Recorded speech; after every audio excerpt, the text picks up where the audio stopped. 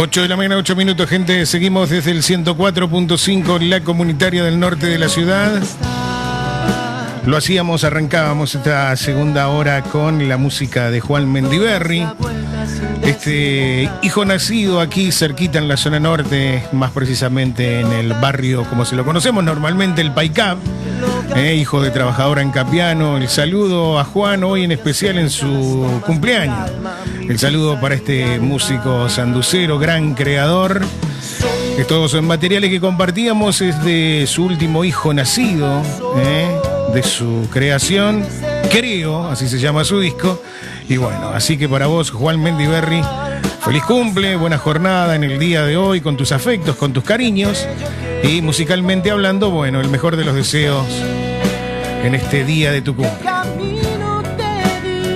8 minutos van pasando de las 8 de la mañana. Hablando de gente conocida, de amigos de la vida, hoy contamos con la presencia también de otro gran compañero de esta casa, hombre en el cual también, cada vez que es convocado por nosotros, accede muy gentilmente a estar compartiendo, a charlar un poquito con nosotros. Estoy hablando de Germán Schreck. Me cuesta a veces decir el apellido, pero bueno, Germán, buen día, bienvenido, ¿cómo estás? Buen día, Eduardo, buen día a vos, a la audiencia. Es muy sencillo, mi apellido se pronuncia igual que el monstruo que logro ver de las películas, Shrek. Shrek, es Shrek. Shrek. Es Shrek, es simple por ahí. Es muy gracioso porque antes de esas películas no había nadie que pronunciara bien el apellido, salvo mi familia. Y a partir de ahí ya es mucho más fácil. Gracias por la invitación. No, gracias a vos. De verdad es un gusto enorme poder estar nuevamente en tu programa. A la misma vez haciendo una transmisión así por aquí por Facebook. Saludos a la gente que se está sumando. Por favor me avisan si se escucha bien. Bien. Eso, bueno, intentaremos solucionarlo. Gracias por la oportunidad de estar nuevamente. No, gracias a vos por estar accediendo nuevamente.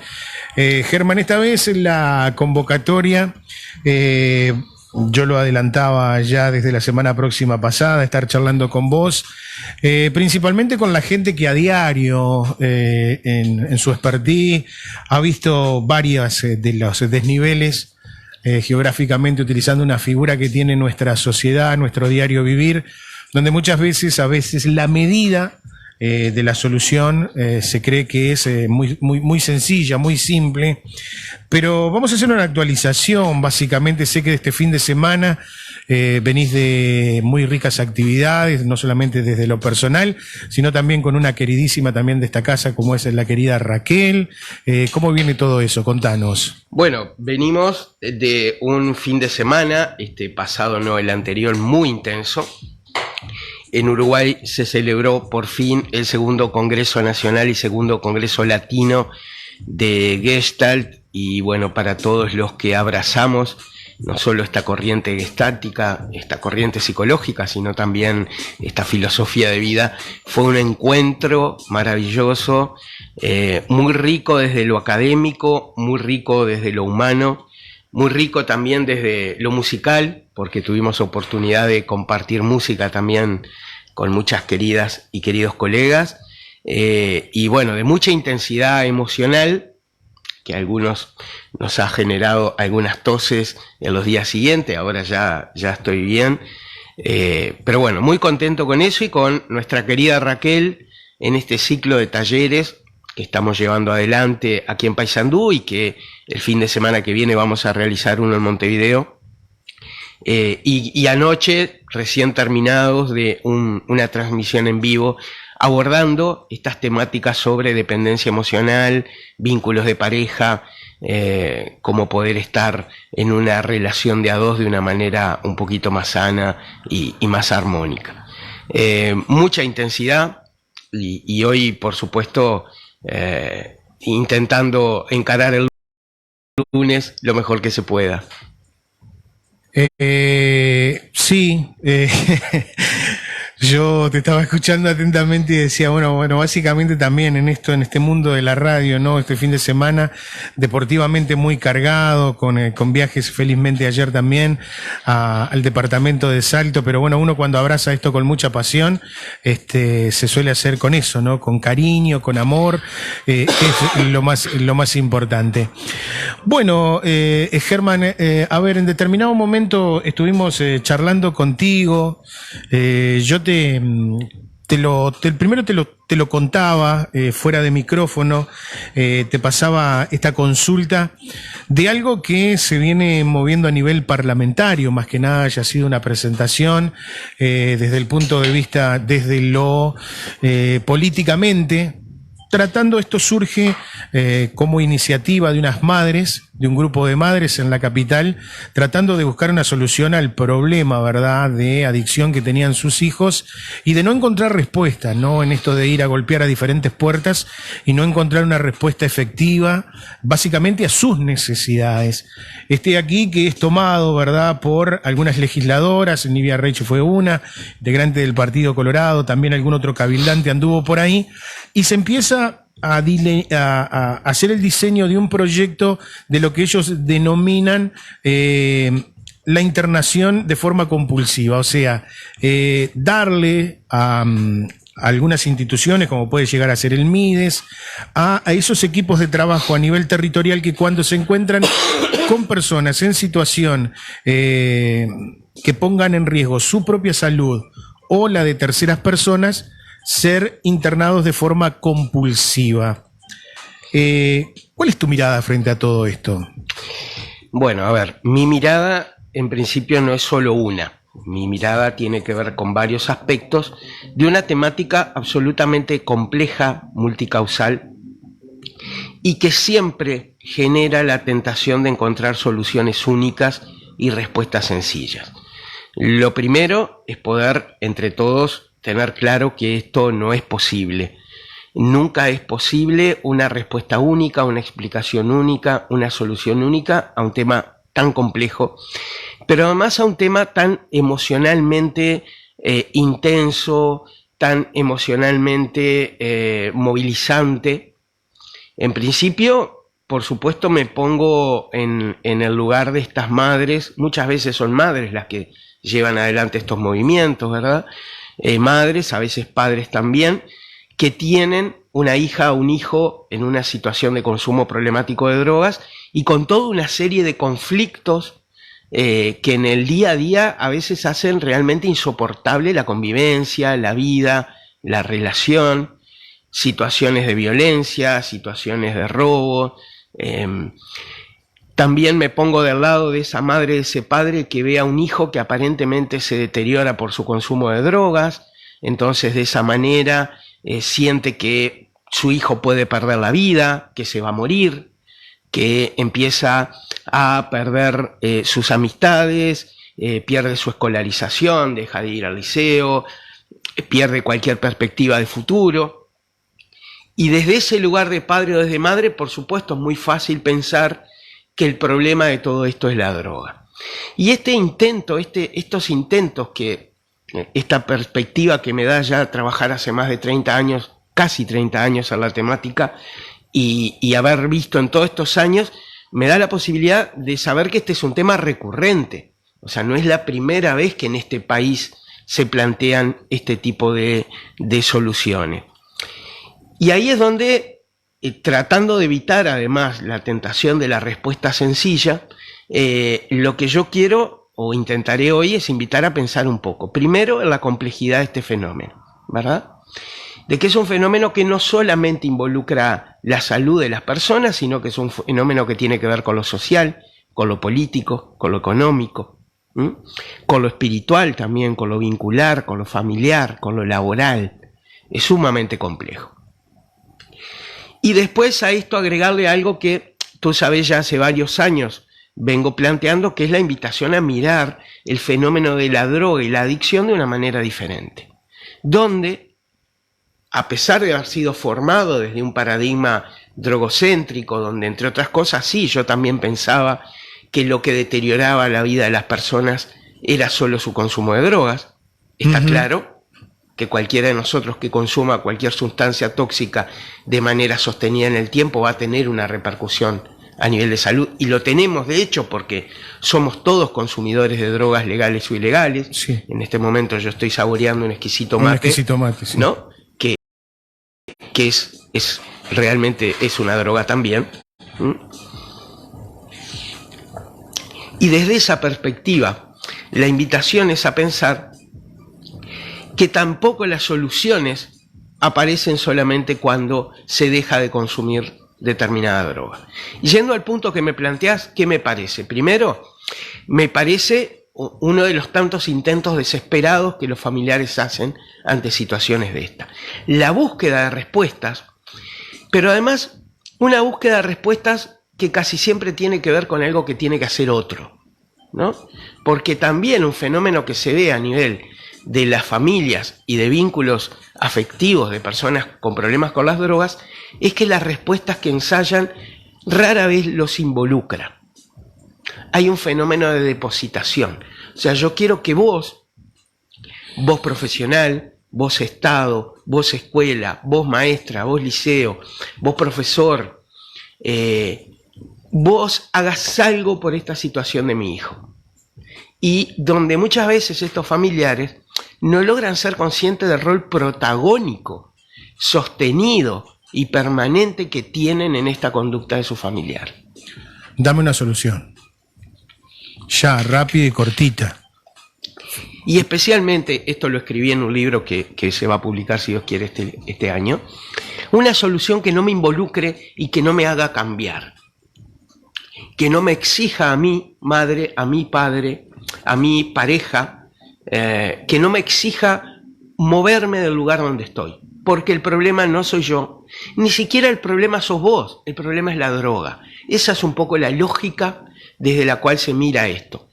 Entonces, para intentar responderte también de manera clara, este tipo de iniciativas, que por supuesto son muy bien intencionadas, omiten algunas cosas que estaría bueno poder ver. Primero, que la internación nunca es la primera opción y muchas veces ni siquiera es la más válida ante un consumo problemático de drogas. La internación en centros residenciales. O sea, voy a ser más claro. Internar a alguien para que rehabilite, para que cambie su relación con las drogas, no siempre es efectivo. Depende en cada situación. ¿Qué es lo que se busca muchas veces con las internaciones? Solucionar problemas de convivencia, poder descomprimir. Se busca poder descansar un poco, que esta mamá, este papá, esa familia, que durante muchos años viene en una situación de mucha intensidad, bueno, poder descansar un poco. ¿La internación augura necesariamente un proceso terapéutico? No necesariamente. Pero además hay que ver el momento, el lugar y sobre todo la real disponibilidad de la persona a poder tomar lo terapéutico de esa experiencia de estar internado en algún centro. Y esto es lo que este tipo de propuestas yo siento que también deja de lado. Vos decías, y me parece un dato no menor, cuando la internación en centros de atención especializada. Entonces, yo que estuve delineando lo que es este proyecto, no habla justamente de centros de atención especializados, sino habla de hospitalización.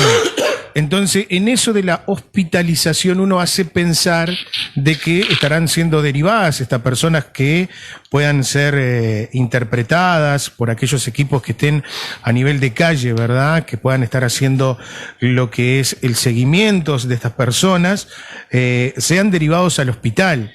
Entonces uno trata de interpretar lo que los legisladores intentan plasmar en esa letra y después lo que tenemos en la actualidad, hoy en día, ¿no? O sea, yo no me imagino, me cuesta entender con nuestro sistema de salud hoy, no estoy diciendo para nada, ni estoy poniendo en tela de juicio que sea malo, sino tratar de encajar este diente de este engranaje en el sistema actual, ¿cómo estamos? Exacto, un sistema que, por supuesto, en el caso de Paysandú me encantaría que Gustavo diera su opinión sobre esto, Gustavo Curvelo, nuestro querido amigo, director del hospital, que realmente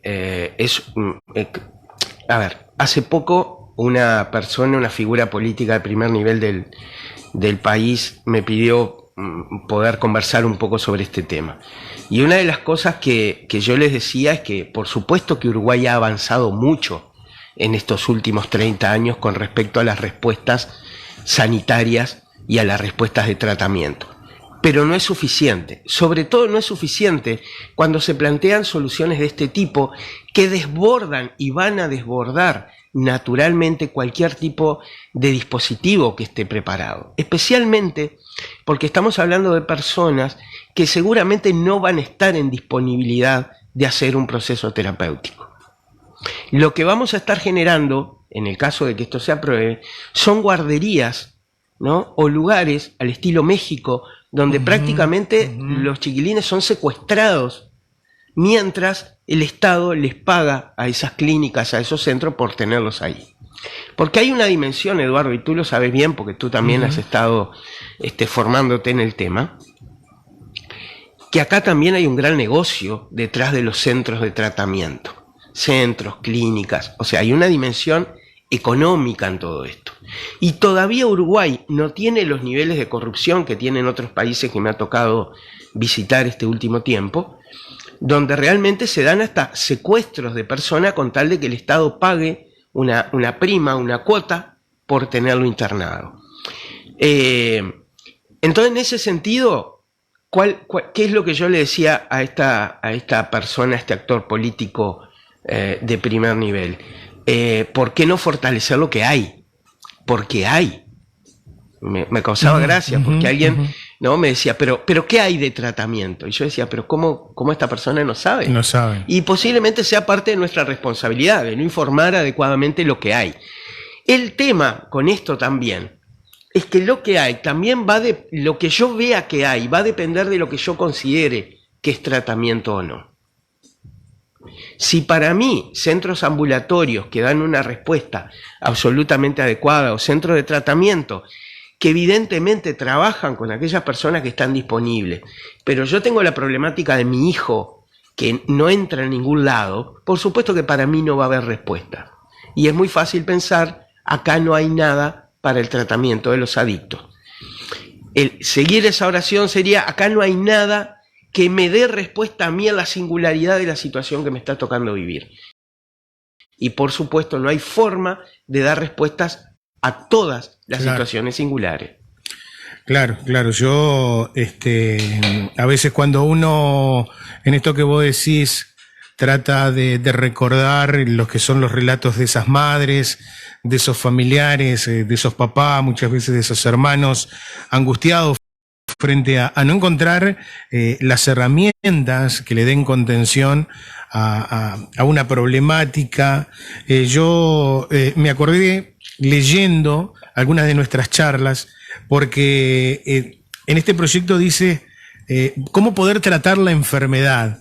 Y creo que una vez en un taller en la UDELAR, yo te lo pregunté, dije, Germán, en realidad hoy la adicción es una enfermedad, se puede tomar como una enfermedad. Y me lo estás preguntando ahora también. Y para que la audiencia lo tenga. A ver. Con este concepto de enfermedad relacionada a la adicción, yo me he asomado a situaciones que me han asombrado mucho, realmente. ¿No? Primero, partir de la base, por supuesto, de que la manera en que nombramos las cosas definen las cosas también. Las palabras definen realidades, ¿no? Entonces, hoy hablar de enfermedad es hablar de algo que a una persona le sobreviene en algún momento. Estamos saliendo de una pandemia, a las puertas de otra.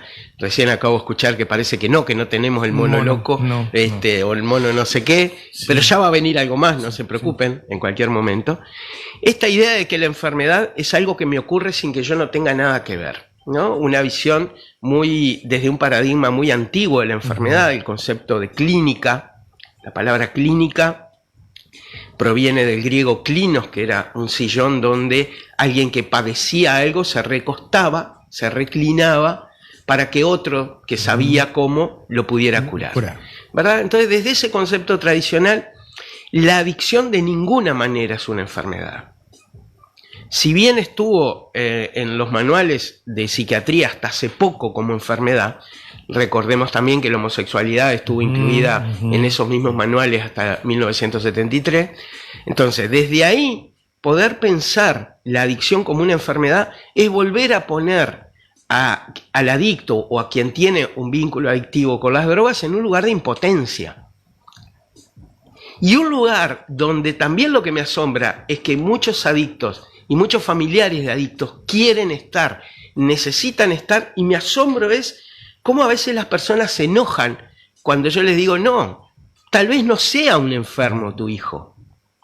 Tu hijo tiene un vínculo con una forma de vida que es la adicción, porque a veces ni siquiera el problema es el vínculo con la sustancia, que hace que además se configuren vínculos familiares y relacionales de esta manera. Por supuesto que es mucho más cómodo, más fácil, más simple decir estoy enfermo de adicción y lo que yo hago es inimputable porque estoy enfermo. ¿Ah? Entonces, robé porque estoy enfermo, engañé a mi pareja porque estoy enfermo de adicción, no trabajo porque estoy enfermo de adicción, no cumplo las normas y los límites básicos porque estoy enfermo de adicción, y esto es algo que vemos con mucha frecuencia en la consulta. Vos utilizabas un término ahí como robé. No sé cuál es tu opinión, por eso te la voy a consultar, en relación a que hoy, desde el trabajo de los servidores públicos, se los condiciona muchas veces a ese vecino, el cual es el primero llamamos, como son a los trabajadores de la policía, y donde desde las voces ministeriales se apunta a que las situaciones que se está viviendo en nuestra sociedad de inseguridad son todas a raíz de el consumo. Y se utiliza ahí, se mezcla todo, ¿verdad? Desde el narcotráfico a lo que es el consumo en sí, aquella persona que roba porque es drogadicto, y empiezan a utilizarse términos nuevamente que parecía de la década del 60, 70. Tenemos que aplicarle esta dura batalla ante la guerra contra las drogas. Ahora es la dura batalla, pero siempre desde una mirada bélica, como que si hubiesen a alguien a quien salir a metrallar. Bueno, todavía resabios de un paradigma que se gestó en Estados Unidos. En realidad comenzó en los años 30, también tuvo su auge en los años 70. Todos nosotros recordamos muchas de las medidas y de las campañas a nivel social, a nivel sanitario, que desde esta perspectiva que vos decís, ¿no? La lucha contra las drogas también generó esta manera de entender las drogas y la adicción. Como vos decís muy bien, un paradigma que está absolutamente evaluado como nocivo más que beneficioso, que a nivel del mundo generó mucho más daños, más muertes. Te digo más, las campañas de guerra contra las drogas mataron más gente que las drogas en realidad, ¿no? Pero que además, según algunos autores como Johann Hari y otros más, que dicen que era parte de una estrategia global que tenía otros fines más allá del sanitario, ¿no?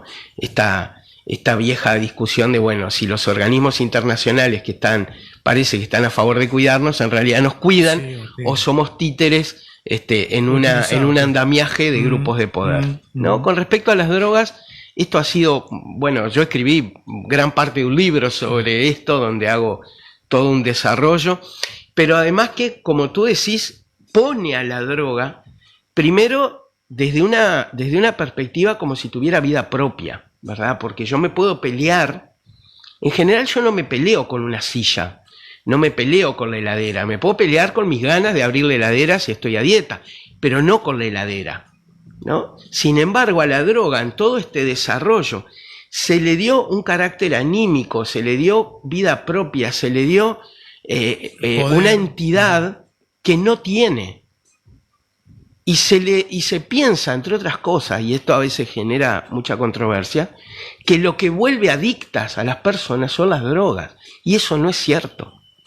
Ni siquiera las drogas tienen la capacidad de hacerte hacer algo que vos no estás dispuesto a hacer.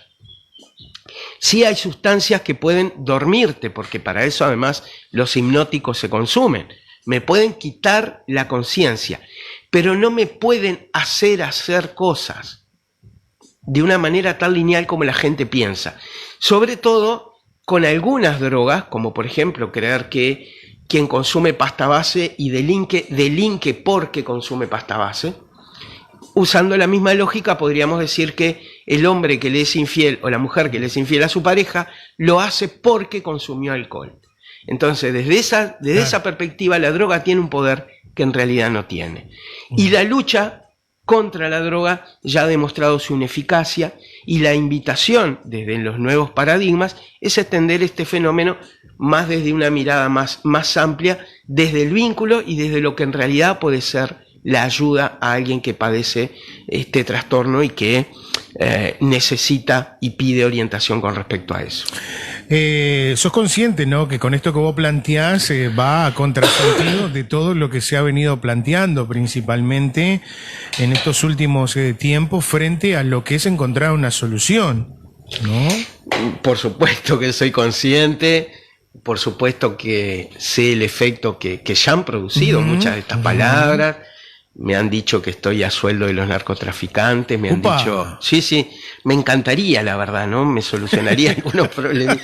No, me han dicho que quiero que los jóvenes se droguen, me han dicho que quiero destruir la juventud, bueno, un montón de cosas que yo las entiendo y que entiendo desde qué estado anímico se dicen, ¿no? Pero la realidad es que sí, y que parte de mi trabajo, creo que toda mi vida profesional ha sido acompañar a las personas hacia una nueva mirada en distintos temas, ¿no? Y sé que eso también genera costos, pero tal vez el beneficio de la edad, de ya estar viejo como para que me importen algunas cosas, hace que realmente no me importe decir esto, que son cosas a lo que creo. Y sí, sé que tengo el pecado de la pasión, o sea, me apasiono, a veces me pongo radical, lo sé también, pero no tengo ningún problema en echar para atrás, y si hay algo que veo que me fui de mambo, poderlo aclarar, pero además desde la pasión de un tema que verdaderamente me encanta, y bueno, y en el cual ya vengo trabajando hace muchos años. Y es un tema el cual, como en la música, esto va increciendo cada vez más, y en los ritmos de este mundo que vivimos, que parece que lo que sucedió ayer ya es extremadamente viejo, y estamos entrando, el profe Pedrito Russi, un día en una charla acá utilizó un término que me encantó, que es: nos estamos anestesiando, estamos entrando en una anestesia de lo que son las situaciones que convivimos, y hoy viste que parece como que nada ya nos conmueve de lo que sucede en nuestro país, en nuestra sociedad. Ahora, ¿lo has analizado, lo has pensado? Cuando yo te proponía charlar sobre lo que era la internación compulsiva, ¿cuál sería, que no debe ser uno solo, pero no ver el problema? ¿Tendríamos que, para empezar a mejorar esto, ver cuáles son las causas que generan tener una persona con cierta adicción? Por supuesto que sí. Lo que pasa que asistir a esa claridad puede ser espantosa y nos involucra a todos, ¿no? Sí. Por supuesto que el análisis que nuestro querido amigo Pedro Russi, realmente una persona, ha estudiado mucho estos temas, ¿no? El análisis que él puede hacer seguramente académicamente es superior al mío. Te puedo contar solo en lo que corresponde a esta temática, ¿no? Los seres humanos vemos las cosas tal cual somos y no tal cual son. Nosotros elegimos qué ver. Y esa elección tiene que ver dentro de nuestras posibilidades, y con mayor o con menor conciencia asistimos a la realidad que nosotros también vamos construyendo desde nuestras percepciones. Desde dónde ponemos el foco, de dónde elegimos mirar, ¿no? Esto la Gestalt lo explica mucho mejor que yo. En ese sentido, el fenómeno de la droga implica la exigencia de poder ampliar esa mirada y ver que el problema de las drogas no son las drogas. Esto es como un mantra que vengo repitiendo hace muchos años. Es más, mi querido Milton Romani, ex embajador de Uruguay ante la OEA, bueno, fue uno de los que estuvo en la dura batalla que Uruguay dio en estos organismos internacionales para después poder promulgar la ley de regulación del cannabis. Él decía, los drogólogos, ¿no?, haciendo referencia a los que trabajamos en el tema de drogas, los drogólogos cada vez hablamos menos de drogas. Y eso es cierto. En realidad, esta situación tiene mucho que ver con la realidad económica, política, la situación que muchas uruguayas y uruguayos están viviendo, el desempleo, la desesperanza, y en esto que también decía Pedro, ¿no?, en esta capacidad que tenemos los seres humanos, en esta búsqueda de la anestesia, cuando la realidad que nos toca vivir es superior a nuestra capacidad de tolerar el dolor, la frustración, la soledad. Un mundo donde parece que cada vez estamos más conectados, pero en realidad nos sentimos cada vez más solos. Un mundo donde pasan un montón de cosas que a mí me da la sensación son como los distractores que utilizamos, ¿no? Y durante un par de años hablamos de pandemia y todo era pandemia y todo era, ¿no? Y de un día para el otro ahora ya hablamos de otra cosa y está el mono ahí pidiendo pista a ver si entra o no, porque también desde la sociedad, desde algunos medios de comunicación, desde algunos grupos de poder, nos dan estos distractores que básicamente nos distraen de nosotros mismos. Porque ese es el objetivo. El objetivo es evitar el contacto conmigo mismo, con mis emociones y con la realidad que me toca vivir. Si pensáramos que atender al individuo, empezar a... ¿En qué momento, Germán, desde tu expertise, deberíamos como sociedad, digo, y acá involucrarnos todos, ¿no?, como sociedad, desde los educadores, desde las maestras, desde los profesores, que a veces son los que comparten mucho más horas con nuestros hijos, con nuestros familiares, en determinadas etapas de nuestra vida, porque una vez te lo escuché decir a vos y te lo he robado, y yo lo utilizo a veces en alguna charla, digo, nunca nadie se levanta un día diciendo, voy a empezar a joderle la vida a mi familia, me voy a transformar en un drogón.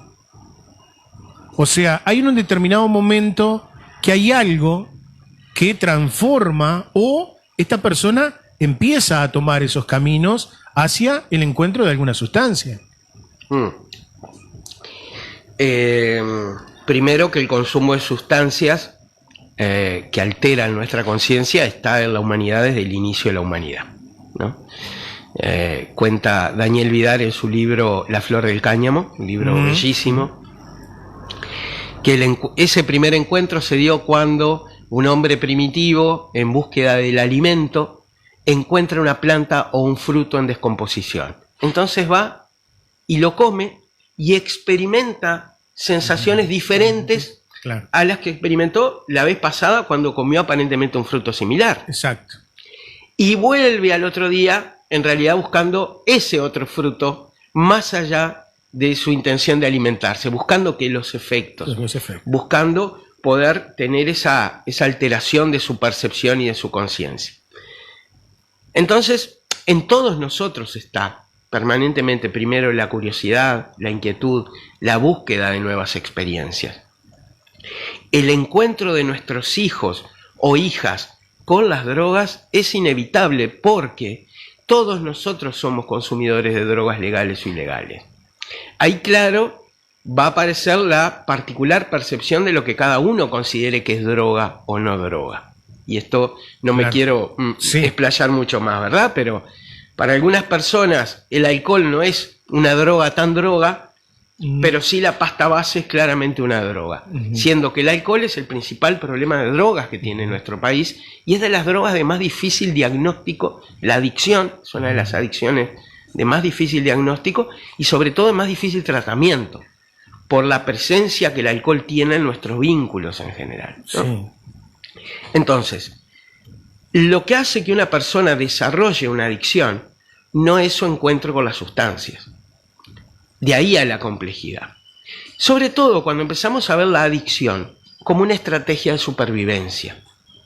Durante muchos años yo también repetí que un adicto buscaba la muerte, ¿no? Y eso lo podemos escuchar en otras personas, también personas con larga trayectoria en la temática, diciendo, bueno, un adicto en el fondo lo que quiere es morirse.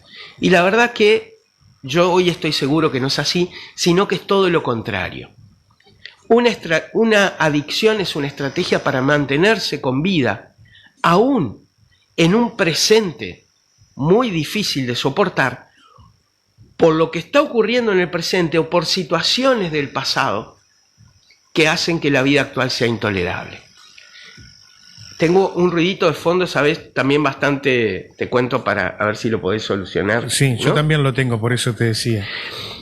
¿Qué es lo que se encuentra hoy cuando en la entrevista con un adicto o con una adicta vamos más allá de la droga? Y eso para mí fue un descubrimiento en su momento, porque, como vos decías, durante muchos años pensé que la vida de un adicto comenzaba a ser difícil en el momento que se encontró con la sustancia. Algo así como tú decís, ¿no? Claro. Me levanté una mañana y dije, a ver, ¿cómo puedo arruinar esta maravillosa vida que hoy tengo, con una familia divina, con un trabajo? ¿Cómo puedo arruinar todo esto? Bueno, me voy a volver adicto, ¿no? Casi como una caricatura. Sí. Y enfocábamos el tratamiento desde ahí. Además, con la peregrina idea de que cesando su consumo de drogas, esta persona iba a mejorar toda su vida. Hoy, jamás le voy a decir a alguien con quien tengo una entrevista que deje las drogas, porque yo no sé cómo sería la vida de esta persona sin drogas. Sin droga. Y vos tampoco lo sabés, no. Y que nos están escuchando y viendo a través del Facebook tampoco lo saben. Entonces, entender la adicción como una estrategia de supervivencia es primero sí reconocer los problemas que una adicción le generan a las personas, que por supuesto le generan problemas a nivel económico, vincular, laboral, problemas de salud, pero entender que detrás de todo eso hay un sufrimiento al cual también hay que atender y escuchar. Por eso el libro que tengo publicado hasta ahora se llama Soltar las muletas, de lo no dicho a lo no escuchado de las drogas y la adicción. ¿Por qué? Porque desde estos enfoques drogocéntricos no escuchábamos lo que esta persona tenía para decir. Durante muchos años decíamos que era el adicto el que no decía. Hoy yo me doy cuenta que no, que nunca había abierto la cancha, la escucha, el espacio para que pueda poner el adicto estas situaciones que no tienen que ver con su consumo de drogas, sino tal vez con su presente y principalmente con su pasado. Seguramente, si querés saludar a alguien que tengas también en tu transmisión, yo para aquellos que nos están siguiendo aquí en la transmisión de la radio hemos tenido algunos problemas de orden de audio, se nos ha cortado, pero es un problema que estamos teniendo nosotros con nuestra página, principalmente en la radio. Quiero, bueno, ya que me permitís este avisito, bueno, saludar a un montón de gente que nos está siguiendo, nos manda un saludo nuestro querido amigo Diego Sosa, músico excelente de Paysandú, bueno, María de los Ángeles también, bueno, un montonazo de gente, Lidia, de México, Berenice, de Argentina, Virginia, gracias por estar, desde Israel, Karen también nos está escuchando y viendo, bueno, gracias por, desde Brasil, María Cleggi, muchas gracias por estar ahí. Bueno, seguimos. Te siguen escuchando bien, entonces eso nos da cierta tranquilidad, lo importante. Retomando el hilo, son las 8:46. Qué lindo esto, cómo se va la radio rápidamente cuando el tema creo que interesa. Se habla lo que se tiene que hablar en los medios. Aquellos medios como este que tenemos una función, se habla de la adicción, se habla del problema en sí, porque a veces nos tenemos que cuestionar, ¿es un problema o no es un problema? La adicción siempre es un problema. Bien. Lo que no es el único problema, ¿no? En general lo que yo encuentro es que estamos más propensos a hablar de drogas que de adicción. Estamos más propensos, y desde los medios, ¿no? Yo escucho mucho más, como decía al principio, en esta búsqueda de soluciones mágicas y de personas que parece que tienen la solución, la varita mágica para hacer que este flagelo, como les gusta decir también, se termine. Y estaría bueno que más allá de hablar de drogas empecemos a hablar de personas, empecemos a hablar de situaciones, empecemos a hablar de gestión emocional, empecemos a hablar muchas veces de las situaciones económicas que nuestros pueblos van soportando. Hablemos de vínculos familiares, hablemos del amor, hablemos de relaciones, porque es ahí donde se juega el partido. No se juega la droga es una sustancia inerte, la droga es un commodity, como decía una querida alumna de los cursos hace muchos años, ¿no? Entonces, está bueno, como dice Milton Romani, que dejemos de hablar de drogas, tanto de drogas, que es una estrategia más de quitar responsabilidad en esto, porque yo no puedo cambiarle la composición a las sustancias y me prefiero creer que el problema es la droga a poder mirar mi propio involucramiento y lo que yo hago para que esta situación se mantenga, ¿no? Entonces poder hablar de estas cosas, por suerte además hay queridas colegas y colegos, como les digo, que están haciendo cosas maravillosas también acá en Paysandú, talleres de gestión emocional, todo lo que es el trabajo en constelaciones, todo lo que es los grupos terapéuticos, y que son espacios que está bueno ocuparlos principalmente por uno mismo, ¿no? Muchas veces la mamá, el papá coadicto, la pareja coadicta van a estos espacios en busca de solución para otro, ¿no? O vienen a mi consulta a decir, no, mire, yo vengo por él. Y el cambio de perspectiva es empezar a ocupar esos espacios por uno mismo, porque yo también soy parte de esto. Como le digo a los familiares, ustedes también son fideos en este tuco, sí, ¿no? Y lo que yo sí puedo cambiar es a mí mismo. Yo no puedo cambiar a otro, ni siquiera a otro que amo mucho, porque en general cuando estamos en una relación de pareja a veces tenemos la fantasía que el otro va a cambiar por mí, o que yo lo voy o la voy a hacer cambiar. Y dolorosamente el tiempo me muestra que eso no es así, y que el único cambio posible tiene que ver conmigo, y desde ahí el concepto de responsabilidad tan maravilloso de la terapia Gestalt. Cuando vos utilizás la palabra situaciones, el entorno, ¿qué mundo para tratar dentro de esto cuando uno se encuentra con una persona transitando un camino de una adicción, siguiendo alguna sustancia? ¿Se logra tener la aceptación de parte de las familias, como vos lo decías, que también el hecho de tener en la familia alguna persona adicta es en parte el problema de la familia y de su entorno de la familia? Está bueno poder tener una mirada diferente con respecto a esto, Eduardo, ¿no? No es que en mi familia tenga un adicto, ¿no? Porque ahí, fíjate que dejamos la adicción solo en el terreno de un integrante. La adicción a nivel familiar es un entramado que nos involucra a todos. Por eso, este segundo libro, que ya está en proceso de edición y que en uno de sus títulos tentativos es Crónicas de un amor confundido. Desde el mayor amor, desde las ganas de ayudar, generamos un vínculo de adicción en la totalidad de la familia, donde todos somos parte. De ahí el concepto de coadicto. Un coadicto es un codependiente, donde la temática de su adicción tiene que ver con la temática de su codependencia tiene que ver con una adicción, ¿no? Somos todos parte de lo mismo, a tal punto que, como además escribía en ese libro, el involucramiento familiar en los procesos de tratamiento es inversamente proporcional al éxito del tratamiento. ¿Qué quiere decir esto?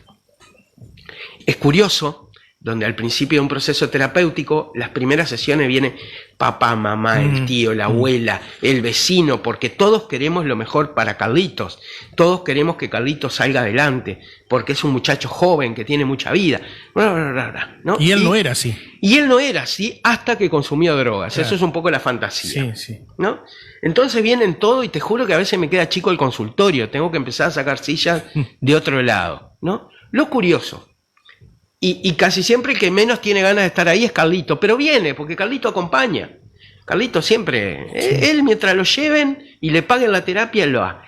Pero tal vez en algunas sesiones Carlitos empieza a encontrarle la vuelta a esto y empieza a comprometerse con el proceso terapéutico y empieza a conectar con algunas cosas, a darse cuenta de cosas y empieza a cambiar Carlitos. Y precisamente ese es el reclamo de la familia. Vos no sos el mismo que eras antes. Y ya no me empieza a gustar como era Carlitos. Porque ahora Carlitos parece que no me necesita tanto. Carlitos parece que ya no requiere tanto de mi cuidado, ya no requiere tanto de mi atención. Porque ese es el rol fundamental de un adicto en una familia coadicta. Es ser un centro de atención donde yo distraigo mi mirada de mí misma como madre o de mí mismo como padre hacia él y evito mirarme. Entonces, el problema de mi vida es él, es Carlitos. Entonces, en ese sentido, hay que ser muy cuidadoso, hay que ir muy despacio, pero además involucrando desde el comienzo a toda la familia y a los vínculos de dependencia. De ahí que, por ejemplo, también muchas parejas se terminan separando luego de procesos exitosos de rehabilitación. Y sí, más cuando Carlitos también en esa terapia empiezan a darse cuenta entre las familias que, como decía, papá y mamá a veces tienen mucho que ver en lo que el camino que transitó Carlitos. No solo son partícipes Claro. necesarios. Para mí esto es obvio y entiendo que para muchas familias no. A ver, ¿por qué Carlitos hace ejemplo claro, ¿no? Reclamo de madres o padres, ¿no? Porque yo no entiendo por qué por qué duerme hasta las 12. ¿Cómo es que puede dormir hasta las 12? Bueno, ¿por qué Carlitos duerme hasta las 12? Porque puede. Esa para mí es la respuesta más sencilla.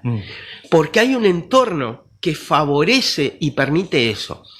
¿Por qué los que somos más o menos funcionales, adultos más o menos funcionales, no dormimos todos los días hasta la hora que queremos? Porque tenemos compromisos, porque tenemos que ganarnos el dinero, porque tenemos que pagar las cuentas, porque tenemos que apoyar hijos, hijas, una familia, ¿sí? Entonces, la posibilidad que Carlitos tiene de dormir hasta las 12, se la damos nosotros como padres, no tiene misterio. Y desde ese involucramiento es donde empezamos a repartir responsabilidades, no culpas. Esto también es importante, Eduardo. Muchos de las familias o de las parejas se culpan por cuestiones del pasado en relación a esta conducta del presente. Y eso no tiene sentido y no tiene utilidad práctica.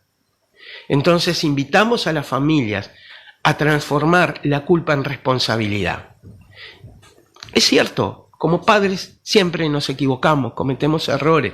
No conozco padre o madre que no haya cometido algún error en su ejercicio de la paternidad o maternidad. La cuestión, y donde yo sí puedo hacer el cambio, es en lo que hoy estoy haciendo y cómo hoy me relaciono con mi hijo. Cómo hoy puedo empezar a cambiar mi manera de vincularme con Carlitos para que, entre otras cosas, Carlitos no pueda quedarse hasta las 12 y empiece a asumir de a poquito tareas de un adulto funcional, pues yo sé que es chiquito, solamente tiene 35 años, pero bueno, en algún momento va a tener que crecer. Va a madurar y tomar la sopa solo, ¿no? Sí, va a pegar el estirón. Va a pegar el estirón. No voy a abusar más, 8:56, porque me lo están preguntando. ¿Es posible que un adicto se rehabilite? No es una pregunta para hacerla en muy corto tiempo, pero ¿hay algún camino? Sí, bueno. Si no, me tendría que dedicar a otra cosa, ¿no? Claro.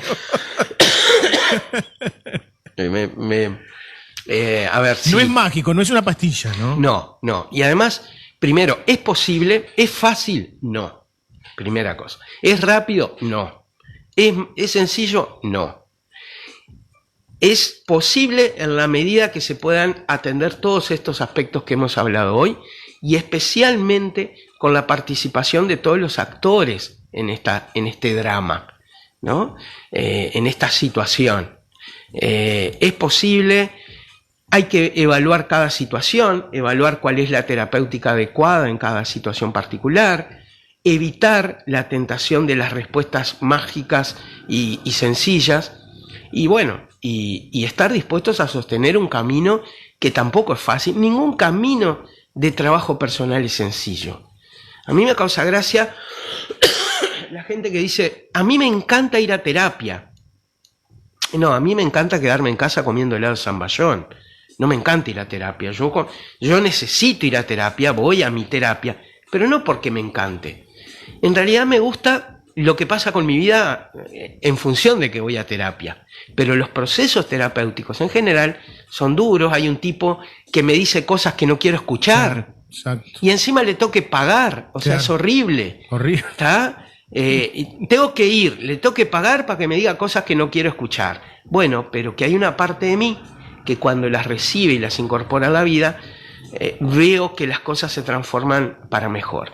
Y cualquier proceso terapéutico, inclusive un proceso de rehabilitación o de tratamiento en una adicción, sigue las mismas lógicas. Es posible, no es fácil, no es rápido. Como decía mi primer psicólogo, Leo, quédate tranquilo. La terapia es un camino largo, pero doloroso. Estoy de acuerdo en que la droga no te hace hacer cosas que la conciencia dicta como bueno o malo, pero el tema es que para tener adicción necesitas plata para adquirirla. Quizás por ahí es que se visualiza en algunos casos y se justifica la violencia. Por otro lado, la internación compulsiva es solo una pequeña herramienta y en ese aspecto quisiéramos avanzar. Porque si nos seguimos peleando por las diferentes miradas que tengamos y no avanzamos en las pequeñas coincidencias que tengamos, nunca vamos a comenzar a dar pasos en ese aspecto, nos dice un oyente. El tema es que a veces podés dar unos pequeños pasos queriendo avanzar, pero totalmente errados. Yo estoy totalmente de acuerdo con lo que dice el oyente, ¿no? El tema es que no he visto, tal vez las haya habido y yo no sabía, discusión de nivel acerca de este tema. De verdad lo digo. No he visto discusiones con todos los actores, inclusive con los adictos, ¿no? Donde el tema es ese, avanzar hacia dónde y avanzar cómo. Y el oyente puede tal vez coincidir conmigo que, si bien este no es un tema nuevo, no ha habido avances. Y por algo no ha habido avances, entre otras cosas porque en muchos aspectos es realmente inaplicable, entre otras cosas porque el costo de aplicar este tipo de medidas nadie lo quiere pagar. Claro, esto también es una realidad. Pedimos centros de internación, yo no, ¿verdad? Pero hay mucha gente que pide un portal amarillo en cada departamento. Esto yo lo escuché. Bien, ¿estamos todos y todas dispuestos a que aumenten nuestros impuestos para que eso se logre? Claro. Y no. Y sí, nadie quiere poner la tarasca. Es la misma lógica. Yo quiero que me den la solución, pero sin involucrarme directamente. Entonces, desde ya, yo estoy disponible para cualquier mesa de discusión, de intercambio, de poder pensar juntos cosas que en realidad funcionen y funcionen de verdad y no sean saludos a la bandera ni medidas que lo único que hagan es poner parche en un problema muy complejo. Totalmente. La educación comienza, dice, desde la cuna. Si no le sacás el chupete al año y controlás los berrinches a los 3 o 4 años, no le sacás el tabaco y el alcohol a los 12 o los 14, lo que viene, dice alguien por acá. Cuando se administra un medicamento a un interno, ¿se tiene en cuenta el peso de la persona? ¿Y esto? Bueno. No lo sé. No lo sé. Puede ser una buena pregunta, pero no la sé. No lo sé. Germán, 9 de la mañana, 1 minuto. Agradecerte enormemente estas 45 minutos que hemos charlado. Me quedan claro cuál es también ya nuestra excelente nota, dice por acá, cómo nos tienen acostumbrado la otra. Bueno, siempre tocando temas, cómo llamarles, temas de la actualidad, y que muy pocos tocan, solo música y payasada. Felicitaciones a Germán. No es Germán, es Germán, es con H, no con G. Está bien, gracias por los saludos. Está bien el también. profe. Bueno, Germán, te decía agradecerte enormemente y bueno, nos estaremos convocando nuevamente en alguna oportunidad para poder charlar sobre este y otros temas.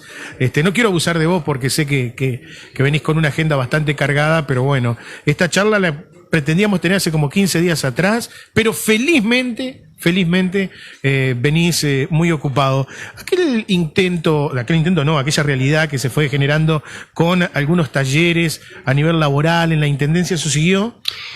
Bueno, no tengo idea porque yo ya no trabajo para la Intendencia. Durante un periodo fui asesor de la Intendencia en estas temáticas y sí, desarrollamos realmente talleres muy buenos, enfocando una problemática muy invisible, que es el consumo de alcohol y otras drogas en el ámbito laboral, claro, en el trabajo. Y bueno, habría que preguntarle a la Intendencia en qué está en esto ahora, pero ojalá que se siga, porque el ámbito laboral es de esos ámbitos privilegiados donde prevenir la adicción y donde hacer un trabajo integral con personas que consumen drogas.